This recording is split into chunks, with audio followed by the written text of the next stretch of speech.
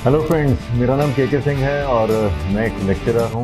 और जब हम इस बिज़नेस में आए तो आज अपनी रियल स्टोरी के माध्यम से आपको बताना चाहेंगे कि हमारी जर्नी क्या रही।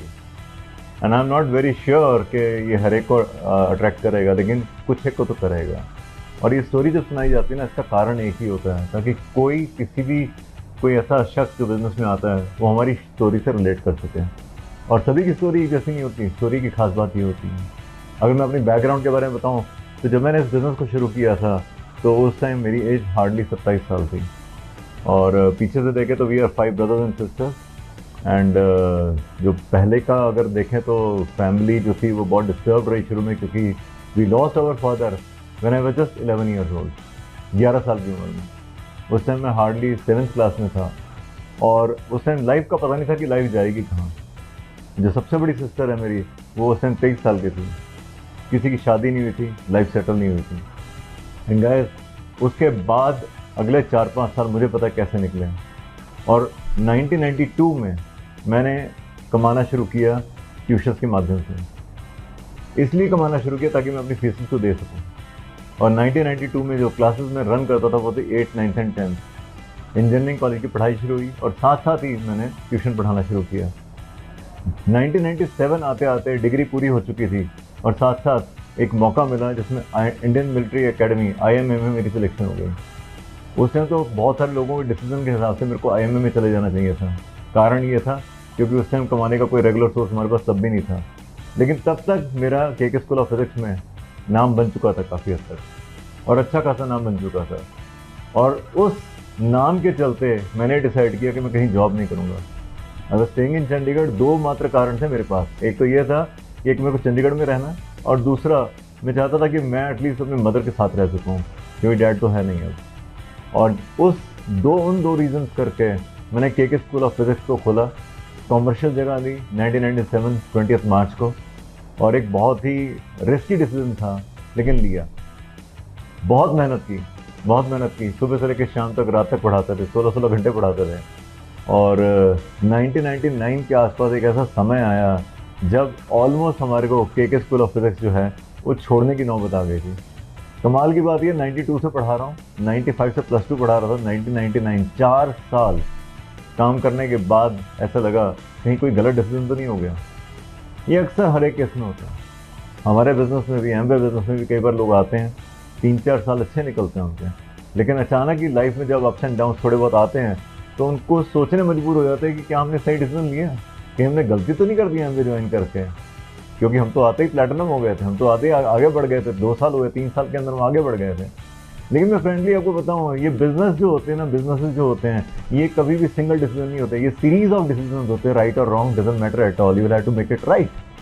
और वही हमारे साथ हुआ। 1999 में जब ये मौका आया तो उससे हमने डिसीजन लिया कि नहीं, हम टिकेंगे, काम करेंगे। और ये वो एक ऐसा वक्त था, कहते हैं जब सभी सहारे छूट जाते तो बंदा क्या करता है, बंदा जाता है एस्ट्रोलॉजर्स के पास। तो एक बड़ी फनी स्टोरी है, मैं एस्ट्रोलॉजर के पास गया वहाँ पे, और वो बड़े बढ़िया इंसान थे। उन्होंने मेरा चार्ट देखा और चार्ट देख के मेरे को बोला, कहते आपको ना वैसे एजुकेशन में नहीं होना चाहिए था, आपको आर्मी में होना चाहिए था। अगर आप आर्मी में होते, क्योंकि आप कहते ना कि आपका टेबा ये बताता है अगर आर्मी में होते काफ़ी ऊपर तक जाते। लेकिन उसको क्या पता था कि मैं IMA की सिलेक्शन छोड़ कर आया हूँ, उसको ये नहीं पता था। मन के अंदर एक डाउट पैदा हो गया, और उस डाउट को लेके मैं अपने स्कूटर के ऊपर बैठा हुआ घर वापस आया। घर कब पहुँच गया मुझे नहीं पता, लेकिन एक मन में डाउट रहेगा कहीं कोई गलत डिसीजन तो नहीं हुआ। और उस दिन रात को जब मैं सो नहीं पाया, सुबह उठा तो एक ही चीज़ डिसाइड किया, अब जो हो गया वो हो गया, अब करना है तो यही करना है, देखी जाएगी। और फिर पूरी मेहनत से दोबारा से काम करना शुरू कर दिया। और फ्रेंड, एग्जैक्टली 2 साल के बाद हमारा नाम पूरे चंडीगढ़ में टॉप पर आ चुका था। मैं 90 के बैचेस पढ़ा रहा था, हमारी हाईएस्ट नंबर ऑफ सिलेक्शन हो रही थी। और उसके बाद दोबारा मैं उस एस्ट्रोलॉजर के पास गया मिलने के लिए। He was 90 years old that time. उसने देखा मुझे, पहचानता था मुझे, और उसने फिर दोबारा से मेरा टेवा देखा। फिर पता क्या कहता, आपका बृहस्पति जो है ना वो 12वें घर में है, जो कि उसका अपना मतलब एक स्थान है, ठीक है ना। और शायद बृहस्पति गुरु ऑफ टीचिंग है, तो इसलिए आप सक्सेसफुल हो गए। मैं कह यार तेरे को बृहस्पति पहले नहीं दिखाई दिया था। हाँ, तो ये कई बार पता क्या होता है, हम ऐसे डिसीजन लेते रहते हैं और जब टॉप पे चले गए हम के स्कूल ऑफ फिजिक्स में, उसका नाम चलता था पूरे चंडीगढ़ में। उस दौरान एक मौका आया जब इस बिज़नेस के थ्रू हम लोग इस बिज़नेस में कैसे आए। मेरे ब्रदर जो थे वो बिज़नेस में आ चुके थे ऑलरेडी उमाकांत से, और उनके अंदर कुछ चेंजेस देखे हमने, और चेंजेस देख के मुझे लगा कि ये कुछ अच्छा काम कर रहा है ना। और उसने किसी एक एसोसिएशन में बुलाया, गेट टुगेदर में बुलाया, उस गेट टुगेदर में गए, वहाँ जाके अच्छा लगा मुझे। I started doing this business along with Leena. लेकिन ऐसा नहीं कि it was the love at the first sight. अच्छा लगा इसका मतलब ये नहीं था करेंगे। कई लोग आते हैं पूछते हैं मुझसे बिजनेस कैसा लगा, अच्छा लगा, लेकिन गारंटी थोड़ा वो करेगा। अच्छा लगने का मतलब करना नहीं होता। अच्छा लगा, मैंने उमाकांत के लिए बिजनेस को करना शुरू कर दिया। मुझे लगा कि यार इसकी गवर्नमेंट जॉब है, इतनी सैलरी नहीं है, चलो इसको कोई सपोर्ट हो जाएगी। उन दिनों ना जब बिजनेस प्लान दिखाते तो एक चीज़ दिखाते थे कि जब आप डीडी वर्ड यूज़ करते थे, डायरेक्ट डिस्ट्रीब्यूटर, कि जब आप डीडी बन जाएंगे तो आपको आपके अपलाइन को 4% जो कि 16,000 रुपये था वो आएगा। तो मैंने कहा यार अगर मैं डीडी बन जाऊँ तो तेरे को 16,000 आएगा? कहते हाँ। मैं कहा चल तेरा एक डीडी तो पक्का हो गया, मैं तो जाऊँगा। और मैंने उसके लिए शुरू किया।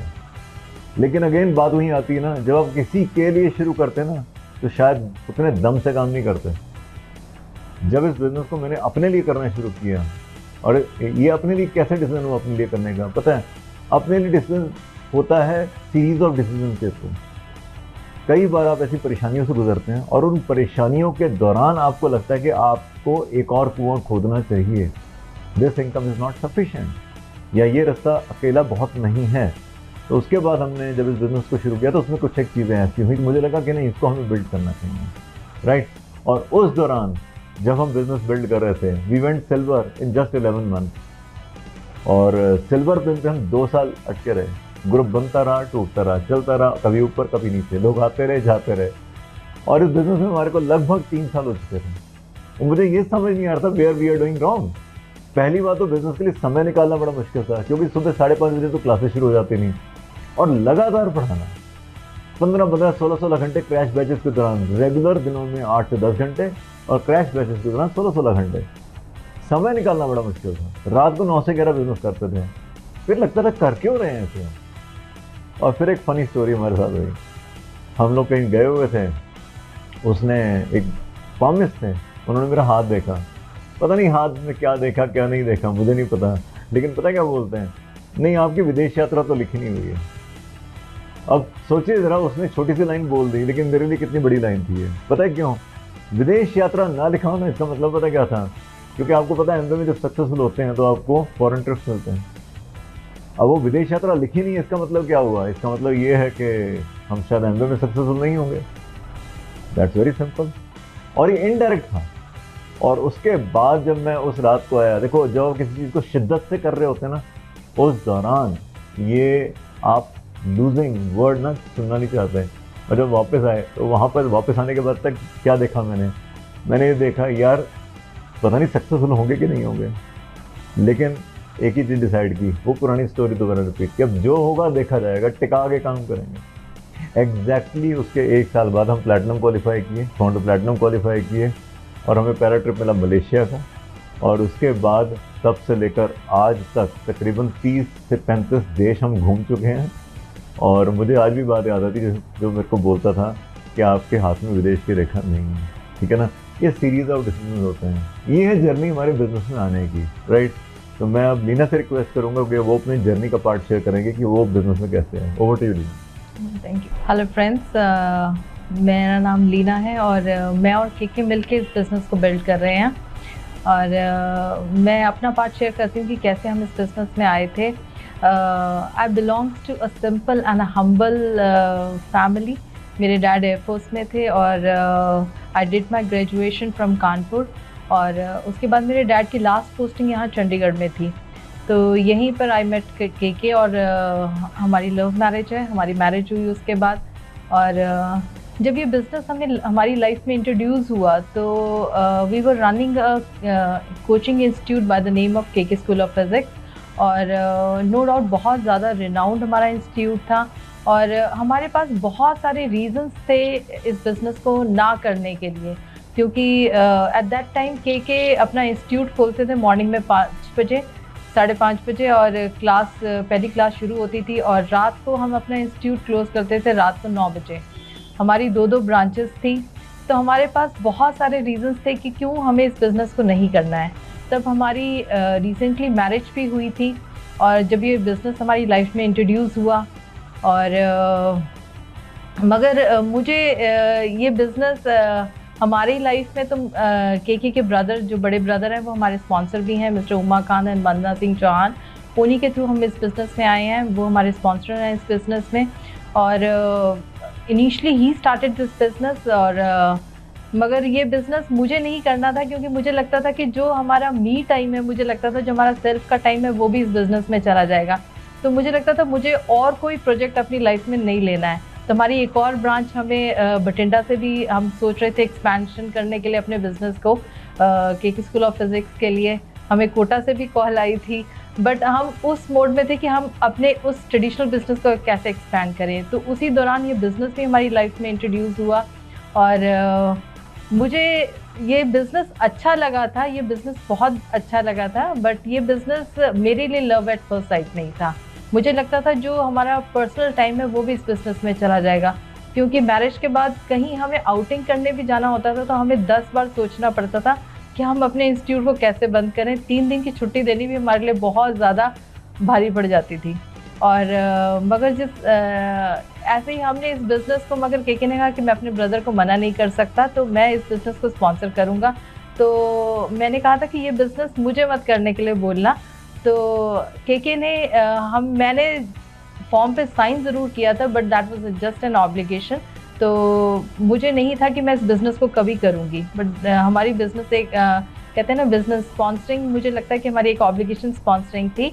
बट लेटर ऑन के ने भी मुझे स्पेस पूरी दी, कभी मुझे कंपेल नहीं किया इस बिज़नेस में आने के लिए कि नहीं करना ही करना है। बट आफ्टर 3 मंथ्स, जैसे जितने भी हमारे स्पॉन्सर हैं, अपलाइंस हैं, सब हमें इनवाइट करते रहते थे कि इस फंक्शन में आओ, इस फंक्शन में आओ। तो के एक तरह से वर्कaholic थे, और संडेज़ को भी even he used to keep himself busy, और संडे को भी टेस्ट वगैरह रखने।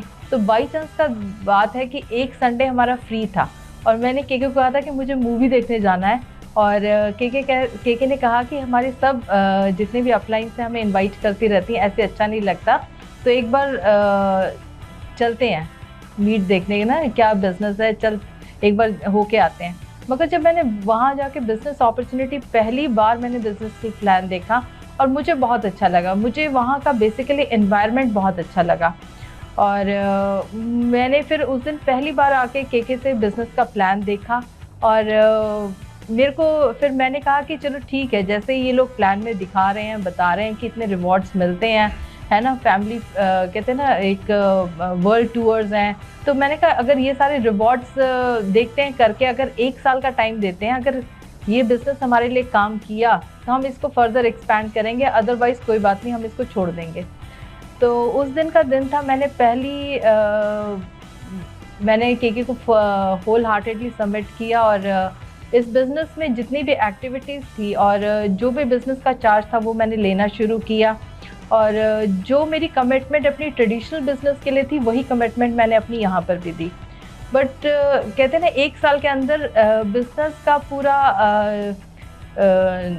पूरा सिनेरियो ही चेंज हो गया था, और बहुत सारे लोग आ गए थे, लोगों ने डिसीजन ले लिए थे, फिर तो नो लुकिंग बैक था, हमने पीछे मुड़ के कभी देखा नहीं। और हमारी अपलाइंस में जैसे कुछ ऐसे भी थे कि मिस्टर बेदी थे, वो रिटायर्ड थे उस टाइम, और वो बार बार कहते थे कि नहीं इस फंक्शन में आओ, इस फंक्शन में आओ।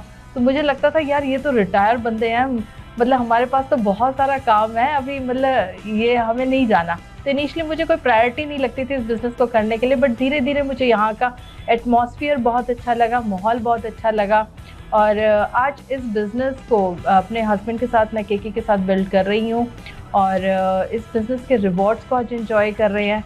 शायद इस बिज़नेस के थ्रू हम होते, पैसा होता, नो डाउट, कहते हैं ना कमा तो हम कहीं भी लेंगे, मगर वो जो एक लाइफ में फुलनेस है ना और फुलफिलमेंट है, वो शायद लाइफ में कहीं इंग्रेडिएंट वो वाला मिसिंग होता। तो आज एक कंप्लीट पैकेज हमें मिला इस बिज़नेस के थ्रू, और इस बिज़नेस ने नो डाउट एक पहचान भी दी है। इस बिज़नेस में आने के बाद ही मेरे दोनों बेटे हुए हैं, मेरे 2 बच्चे हैं और एक मेरा बड़ा बेटा मास कम्युनिकेशन परस्यू कर रहा है, छोटा बेटा मेरा +2 में है। और मुझे लगता है कि now I am spending a quality time with my kids. और शायद मैं इस बिज़नेस में नहीं होती, मैं केके के साथ ऑफिस में ही एडमिनिस्ट्रेशन का सारा काम देखती थी, तो शायद हम अपना उस ट्रेडिशनल बिजनेस को एक्सपैंड करते करते मेरी लाइफ में शायद जो ना मेरे को लगता है कि मैं एक फुल टाइम एक मदर नहीं बन पाती, मैं अपने बच्चों के साथ वो टाइम नहीं स्पेंड कर पाती। शायद मैं उनके ऊपर सब कुछ खर्च ज़रूर कर सकती थी, बट मैं एक कहते हैं ना एक खालीपन ज़रूर रहता लाइफ में। बट इस बिज़नेस के थ्रू वो सब चीज़ें मुझे मिली है। ये बिज़नेस मुझे लगता है कंप्लीट पैकेज है और जिसने भी शुरू करना है। और ये बिज़नेस की खूबसूरती ये है कि किसी भी आम आदमी को ये एक ख़ास आदमी बना देता है। और बस मैं यही कहूँगी कि इस बिज़नेस को देखने का करने का डिसीजन लीजिए। ये बिज़नेस एक कंप्लीट बफे है। So over to Kirti. Thank you very much. And अगर मैं अपने बारे में फर्दर आगे बताऊं तो जैसे लीना ने बात एंड की, ये बिज़नेस कंप्लीट बुफे है। यू नो बुफे कैसा होता है? बुफे में क्या आप सारी चीज़ें लेते हैं? मैं भी ले भी सकते हैं, लेकिन कुछ चीज़ें आप उठाते हैं, कुछ चीज़ें नहीं उठाते। जो आपकी मनपसंद की चीज़ें आप उठाते हैं, बाकी चीज़ें शायद नहीं उठाते हैं। लेकिन बफे में आपके हाथ में प्लेट होती है और आपके पास एक ऑप्शन होता है, what to choose, what not to choose. और ये बिज़नेस वाकई एक बफे है। इसमें अगर आप प्लेट उठाएंगे तो that plate is your life. और उसमें अगर आप कुछ डाल रहे हैं ना, जैसे फ्रीडम डाल रहे हैं, आज समय है हमारे पास, आज पूरा दिन घर में रह सकते हैं, चॉइस है, उसमें सोएं, घूमने जाएं, मेडिटेशन करें, कुछ भी करें, वो चॉइस है। उसके बाद पैसा है, नो डाउट। एटलीस्ट इतना पैसा है कि एक अच्छा लाइफस्टाइल मेंटेन किया जा सकता है। और उतना पैसा कमाने के लिए लोगों को बहुत मेहनत करनी पड़ती है रोज़ाना बेसिस पर, राइट। इस बिजनेस में एक रिकग्निशन है। हमने कई चीज़ें उठाई, जो हमें चाहिए थी वो हमने निकाल लिया, जो नहीं चाहिए थी हमने रहने दिया, वो किसी और के लिए था। लेकिन ज़्यादातर मैंने देखा है बाकी कामों में, बाकी बिजनेसेस में या बाकी जॉब्स में आपके पास बुफे नहीं होता है। आपके पास एक प्लेट होती है, जैसे एक कैंटीन की मेस नहीं होती, वो आपको एक प्लेट पकड़ा देता है, उस प्लेट में गिने चुने खाने होते हैं और गिनी चुनी डिशेज होती हैं जिसको आप चूज़ नहीं कर सकते, वो आपके हाथ में पकड़ा देगा। आपको सैलरी आएगी, फिर आपको स्ट्रेस साथ में बोनस में आएगा, आपको कंपटीशन भी साथ में बोनस में आएगा, आपका समय जो चला जाएगा, और हो सकता है जितनी अच्छी सैलरी उतना ज़्यादा बिजीनेस हो जाएगा, राइट। ये बिज़नेस मुझे इसलिए अच्छा लगा। और एट द सेम टाइम आपको अच्छा लगेगा नहीं लगेगा इसका नहीं कह सकता मैं। और मेरे साथ तो कुछ एक ऐसी घटनाएं हुई हैं जिसको मैं यहाँ ज़्यादा नहीं बता सकता, लेकिन इतना मैं बता सकता हूँ, इस बिज़नेस में रियली एक एडवेंचर है। एडवेंचर पता क्या होता है?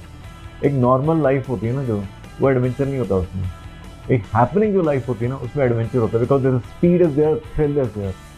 This business has something to give you at every moment. कहीं ना कहीं राइट मुड़ते, लेफ्ट मुड़ते, कुछ ना कुछ नई चीज़ें आ जाती हैं।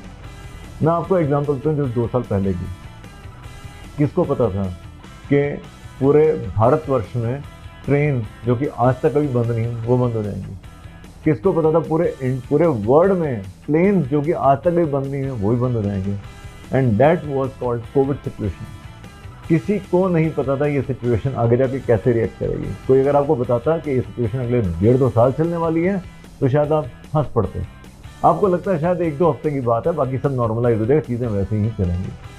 गाइस वही हुआ, सारी इंडस्ट्री हिल गई। कोई मेरे को बोलता है कि आप ट्यूशन्स को याद करते हो। अच्छा वो नहीं याद करता कि 2015 में मैंने पढ़ाना छोड़ दिया था, आज से 7 साल पहले। और अगर मैं पढ़ा रहा होता तो ये 2019 में जो सिचुएशन आई जिसमें सारी की सारी एजुकेशन ऑनलाइन शिफ्ट हो गई, बोर्ड टीचिंग से, प्रोजेक्टर टीचिंग से सारी की सारी ऑनलाइन शिफ्ट हो गई, वो ऑनलाइन मटेरियल मेरे लिए नहीं था, मेरे पास नहीं था। मैं अभी भी ट्रेडिशनल चल रहा था। बड़े बड़े दिग्गज जो थे यहाँ के वो ख़त्म हो गए इस बिजनेस में। जिनके पास 300 स्टूडेंट्स थे, 0 पर आ गए वो लोग। और देखते देखते सब कुछ चेंज हो गया। स्कूल की बिल्डिंग खाली हो गई, सब कुछ ऑनलाइन पे शिफ्ट हो गया। कितने खर्चे थे, खर्चे कैरी ऑन गए। लेकिन थैंक गॉड हम लोग डिजिटलाइजेशन में पिछले 5 साल पहले ही आ चुके थे, लेकिन लोग नहीं आ पा रहे थे क्योंकि नेट की स्पीड नहीं थी। और 2020 के बाद कंप्लीटली बिजनेस जो है डिजिटल की तरफ शिफ्ट होना शुरू हो गया। आज बिजनेस कुछ फिजिकल है तो कुछ डिजिटल है, और इसने हमें वो चीज़ सिखा दी जो 2028-29 तक पहुंचना था डिजिटलाइजेशन को, वो जल्दी आ गई। सेकेंड चीज़, पहले हम सोचते थे कि ये बिजनेस सिर्फ कपल बिजनेस है, लेकिन अब ऐसा नहीं रहा। पता है क्यों? हर एक इंसान की ज़िंदगी अलग अलग बटी हुई है। लेडी का अलग रोल है, जेंट्स का अलग रोल है। मैंने इस बिजनेस में देखा जिनके हस्बैंड बहुत ज़्यादा बिजी हैं, बहुत ज़्यादा सीनियर प्रोफाइल पर हैं, उन लेडीज़ ने अपने नाम को बनाने के लिए वुमेन एम्पावरमेंट को फॉलो किया, अकेले अपने दम पे बिजनेस को बिल्ड किया। And this business providing 65% ladies जो है ना इसमें हैं, जो एक्टिवली बिजनेस को बिल्ड कर रही हैं, ठीक है ना। उन्होंने अपना नाम बनाया, अपने दम पे वो अपनी फैमिली को घुमाने लेके जाती हैं वर्ल्ड ओवर, यू नो। तीसरी चीज़ जो बात करती हैं, जेन वाई, यंगर जनरेशन। कभी सोचा ही नहीं था यार कि हमने जब बिजनेस शुरू किया था हम भी तो जेन वाई ही थे, वी वर जस्ट 27। लेकिन जब हमारा बिजनेस, मेरे को अच्छी तरह याद है कि एमवे की 60th एनिवर्सरी लास वेगास में बननी थी। 60th एनिवर्सरी जब लास वेगास में बनी थी 2015 में, हमने कुछ डिसीजन लिया अपने लिए। 2015 में मेरी एज ऑलरेडी 40 साल हो चुकी थी, 40 ईयर्स प्लस हो चुका था मैं। और उस टाइम मैं ये सोच रहा था कि यार हमारे लीडर्स की एज क्या है। जो लीडर्स 27 साल की उम्र में हमारे साथ आए थे वो भी 40 के हो चुके थे, और हम ये सोच रहे थे कि हमारे इस बिजनेस के युवराज कौन होंगे, कौन है जिनको हम आगे हैंड ओवर करेंगे बिजनेस करने के लिए। तो उस टाइम दिमाग में एक थॉट आया, let's bring younger blood in the business, let's bring second generation in the business. और वहाँ से हमने काम करना शुरू किया जेन वाइज के साथ। और यंगस्टर्स के आने के बाद ना हमारी खुद की लर्निंग बहुत अच्छी हो गई। When Amway announce about the A60 we were so excited, क्योंकि A50 में हम नहीं जा पाया था। A60 पता कहाँ था? Las Vegas. और लास वेगास में कहाँ स्टे होने वाला है? MGM ग्रैंड में। और it was just a dream come true. मेरे को अच्छी तरह याद है यूएस के वीज़ा के लिए लोग कितने मारे मारे फिरते हैं, लेकिन अगेन 10 साल के वीज़ा लग गए साथ के साथ ही। और हमने डिसाइड किया कि नहीं, एमवे की 60th एनिवर्सरी का हम पार्ट बनेंगे। और वहाँ से शुरुआती हमने अपने बिजनेस को यंगस्टर्स की तरफ मोड़ने की शुरुआत की। हमने कहा चलो ठीक है, हम देखते हैं, आइडेंटिफाई करते हैं कि हमारी टीम में कितने प्लेटिनम जाएंगे, कितने फाउंडर प्लेटिनम जाएंगे। पूरा ध्यान उस तरफ जाना शुरू हो गया। And specially one more thing was there, अब यंगर जनरेशन आ रही है, तो क्या बिजनेस यंगर जनरेशन के लिए इस टाइम है? और एमवे ने भी ये चीज़ देखी, और बहुत सारी जो लॉन्चेज आई हैं ना, जैसे गमीज आया, ये सब आया, वो सिर्फ यंगर जनरेशन को देखते हुए आया, ठीक है ना, कैसे सोसाइटी चेंज हो रही है। फ्रेंड्स, मैं एक बात बताऊँ आपको, दो तरह के चेंजेस होते हैं, एक होते हैं स्टैटिक चेंजेस, एक होता है dynamic changes. Dynamic changes movement में दिखते हैं, होते हुए दिखते हैं, इसीलिए लोग अडॉप्ट कर लेते हैं। लेकिन स्टैटिक चेंजेस पर जानते हैं क्या होते हैं? Static changes are so slow कि पता ही नहीं चलता वो चेंज कब हो गया। क्या आपने अपने बेटे की हाइट को बढ़ते हुए देखा? क्या आपने घर में दूध से दही बनते हुए देखा हुआ है? बनता तो है ना, रात को रखो सुबह दही बन जाता है, लेकिन ध्यान से देखो आपको पता नहीं चलेगा, because that change is so slow कि आप ऑब्जर्व नहीं कर पाएंगे। इस बिजनेस में भी सेम वही चीज़ है कि जब आप इस बिजनेस में आते हैं तो आपके अंदर कुछ स्टैटिक चेंजेस आते हैं। स्टैटिक चेंजेस, आपके बात करने का तरीका चेंज हो जाता है, आप लोगों से बात करते हैं, आपका जो एक्सपोजर होता है वो इतना बढ़िया हो जाता है कि आप कई इंटरव्यूज तक क्रैक कर लेते हैं, बिकॉज अब आपको डर लगना बंद हो जाता है, आपका लैंग्वेज के ऊपर कमांड हो जाता है। अरे पर्सनैलिटी डेवलपमेंट ऐसी हो जाती है जिसके लिए लोग लाखों रुपये देते हैं कई बार तो, ठीक है। और वही सेम हमारे साथ हुआ, हमारे बिजनेस में लोग आए, सिंगल गर्ल्स भी नहीं, और उन्होंने चार्ज लिए, और आज एक बड़ी हेल्दी ऑर्गेनाइजेशन के साथ हम बिल्डअप कर रहे हैं। इसके बाद अगर मैं बात करूँ क्या मिला बिफोर एंड आफ्टर की, अगर मैं वाकई के स्कूल ऑफ फिजिक्स में अभी भी होता तो आपको क्या लगता है, जो हम बताते हैं 16-16 घंटे हम पढ़ाते थे, क्या वो 16-16 घंटे आज इस एज पे मैं पढ़ा पाता? राइट, सोचने वाली बात है ये। कहते हैं कि when you are younger work hard so that you can rest later on, but at this age maybe possible नहीं था 16 घंटे काम करना। दूसरा, क्या ये नाम हमेशा बना रहता? कितने बड़े बड़े फिल्म स्टार्स थे किसी टाइम के, आप जानते हैं क्या उनको? आप जानते हैं उस भारत भूषण को जिसने इंडस्ट्री में इतना नाम कमाया था किसी टाइम? आप जानते हैं उनको? आने वाले टाइम में लोग शाहरुख खान, रणवीर सिंह, किसी को नहीं जानेंगे। पता है क्यों? क्योंकि समय पानी की तरह होता है, टिकता नहीं है वो कभी भी। आज आपका नाम है, लोग जानेंगे, आज MS धोनी को जान रहे हैं, लेकिन अब भूल जाएंगे धीरे धीरे, कल विराट कोहली को भूल जाएंगे, परसों रोहित शर्मा को भूल जाएंगे। उसी तरीके से जब इनके नाम नहीं याद रहे किसी को, तो के स्कूल ऑफ फिजिक्स क्या चीज़ है? That's very simple. ये चीज़ हमें समझ में आई थी, और वही रहा कि अगर मैं के स्कूल ऑफ फिजिक्स अभी भी कर रहा होता तो शायद हो सकता है छोटे बैचेस पढ़ा रहा होता। और जिस बंदे ने 100 के बैचेस पढ़ाए हों वो 10 के बैचेस नहीं पढ़ा सकता। इट्स वेरी डिफिकल्ट, सोचने वाली बात है ये। और उसके बाद क्यों मेरे को ये याद नहीं आता? क्योंकि के स्कूल ऑफ फिजिक्स को रन करने के लिए इनोवेशन बहुत ज़्यादा चाहिए थी, सिलेबस चेंज होता रहता है। एमवे बिजनेस में एक ही सिलेबस है, पता है क्या? Showing the opportunity and sharing the product. दो छोटे छोटे काम है जो हम कर रहे हैं रोजाना बेसिस पे। यहाँ पर आपको क्राउन जाना है तो भी यही सिलेबस है, 3% पे जाना है तो भी यही सिलेबस है। और अगर के स्कूल ऑफ फिजिक्स कर रहा होता, क्या वो सेहत जो आज मेरी है या हमारी है, क्या वो मेंटेन रहती उतनी? Of course not. My condition was in 2002, you know क्या था? 2002 में जब मैं बिजनेस में आया तो उस टाइम मेरा जो लिवर था वो डैमेज हो चुका था। मैं 6 महीने बॉइल्ड फूड कर रहा हूँ और मेरे को माइग्रेन था 12 साल से, और इतना मतलब मेरे को था कि पाइल्स हो चुका था, बुरा हालत था, body was broken, you know why? At the age of 27-28 ये सब था मेरे को। लोअर साइड BP 50-55 रहने लग गया था क्योंकि एक्सेसिवली काम कर रहे थे। आज 20 साल बाद आई थिंक मैं डेली बेसिस पे 5 से 7 किलोमीटर जॉगिंग कर लेता हूँ, डेली बेसिस पे मैं अपना सेहत का ध्यान रख लेता हूँ, मेडिटेशन भी करता हूँ, राइट? आज I feel more fitter because of the Nutrilite, because of the lifestyle that we are earning. इसके बाद अगर हम देखें आने वाला फ्यूचर कैसा होगा, संभावनाएं क्या हैं? आपको पता है एक चीज़ होती है होप। अगर ये होप निकाल ली जाए ना किसी में से तो ज़िंदगी नीरस हो जाती है। क्यों बच्चे इतनी मेहनत करते हैं? हम क्यों बोलते थे बच्चों को +1 +2 में टिका के मेहनत कर लो, तुम्हारी ज़िंदगी बहुत बेहतर हो जाएगी? वो होप होती थी, बच्चे टिका के मेहनत करते थे कि IIT में एडमिशन हो जाएगा उनका। उसी तरीके से इस बिज़नेस में अगर मैं आपको कहूँ कि अगले 5 साल इस बिज़नेस को टिका के लगा दो, आने वाली ज़िंदगी बेहतर हो जाएगी, तो मैं गलत नहीं होऊंगा इसमें। क्योंकि 2021 से लेकर 2030 ये जो डिकेड चल रहा है ना, this is the decade of startups. ये वो डिकेड है जिसको वर्ल्ड ओवर ने एक्सेप्ट किया कि स्टार्टअप का एरा आ चुका है। और ये जो स्टार्टअप का एरा आया है ना, इसमें एंटरप्रेन्योर्स पैदा होंगे, इसमें जॉब क्रिएशन के पीछे लोग नहीं भागेंगे, जॉब करने के लिए नहीं भागेंगे, वो अपना कुछ क्रिएट करने के लिए भागेंगे। क्योंकि इस कोविड सिचुएशन में एक चीज तो समझ में आ चुकी है लोगों को, people don't want only money, they want a complete package. उनको ट्रैकिंग भी करनी है, उनको साइकिलिंग भी करनी है, उनको घर में समय भी देना है, उनको बाय चॉइस काम करना है, and that is something called as gig economy. और आज ये गिगर्स कितने घंटे काम करना पसंद करते हैं आप जानते हैं? ये हफ्ते के 100 घंटे काम करना पसंद नहीं करते हैं, उनको वैसी ज़िंदगी नहीं चाहिए। वो हफ्ते में 40 से 50 घंटे बाय चॉइस काम करना चाहते हैं।